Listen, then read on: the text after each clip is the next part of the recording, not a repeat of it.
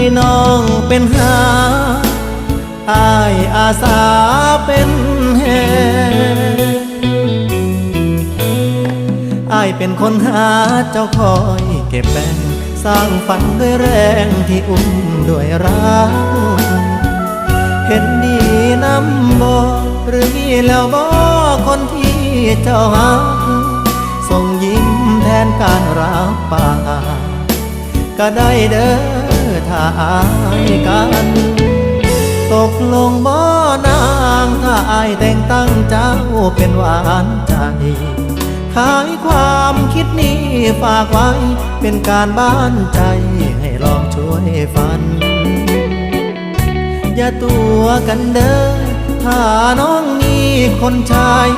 ในฝันแต่ถ้าน้องเห็นงามตามนั้นเรามาสร้างฝัน